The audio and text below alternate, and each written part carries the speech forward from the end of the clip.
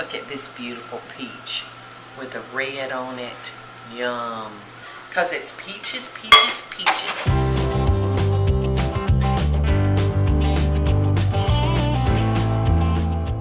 Hey everybody, you're on Get Cookin' on pauladeen.com.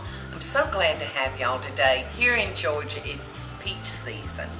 And every day at the Lady and Sons, we serve homemade peach cobblers. Well, people just love them. So I wanted to show y'all how I make my peach cobbler, and you tell me how you make yours. You know, we'll kind of challenge each other and see who we think has the best peach cobbler.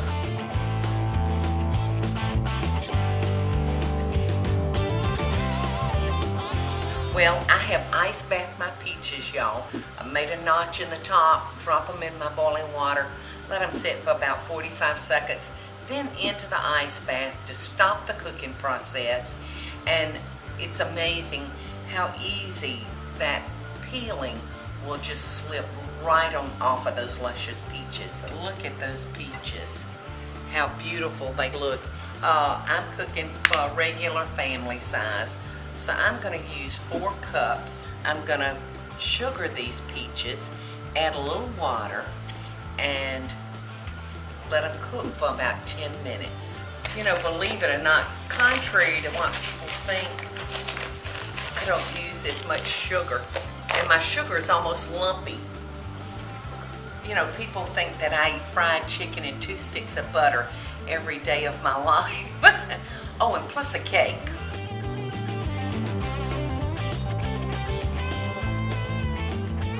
Come on down here and I'm going to make a batter for you. This is no fail. You cannot mess this cobbler up. The only thing that will cause you to have problems would be grabbing the wrong kind of flour. You have to use a self-rising flour, or if all you have on hand is plain flour, you're going to need to add about a half a teaspoon of salt and a couple of teaspoons of baking powder. But if you grab plain or all-purpose flour to make this cobbler with, your crust is going to rise up to the bottom and the peaches and butter is just going to be laying there. Now you'll want to make sure, so that your batter won't be lumpy, that you mix your dry ingredients together first. Alright, so I'm going to need 1 more cup of sugar. So that's a total of 2 cups of sugar in the entire recipe. Now you want to make sure that you take your whisk and whisk your dry ingredients together. And we're going to need 1.5 cups of milk.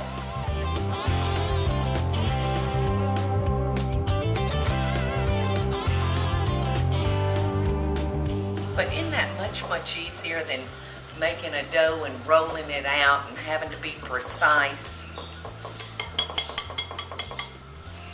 Beautiful. And our pan, or our dish that we're going to cook this in, is a 9x9 oven-proof dish. Now I'm going to need 1 stick of butter.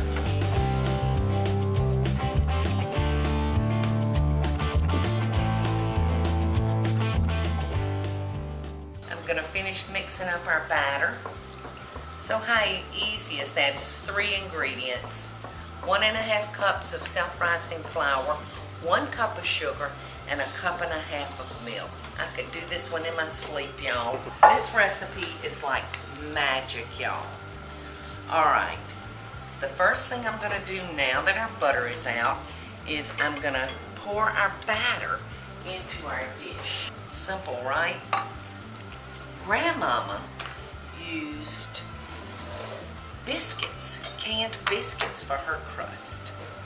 Now I'm going to take my peaches and I'm just going to gently lay them on top of that batter.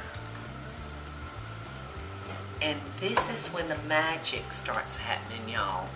We're going to put this in the oven and all that beautiful batter is going to rise up and cover those peaches. Now I love my cobblers juicy, So I'm gonna take that juice and I'm gonna pour it right on top. And I think I started doing this at the Lady and Sons, and I don't know why I did it, but I sprinkle the top with a little cinnamon. I just love the flavor. So now this is going to take about 35 or 40 minutes to bake, y'all. I'm going to put that in the center of my oven, and I'm going to turn on the timer. Look in here at this cobbler, y'all. Look at that. It's magic, isn't it? Look at that. Y'all ready to taste? Best dishes in love.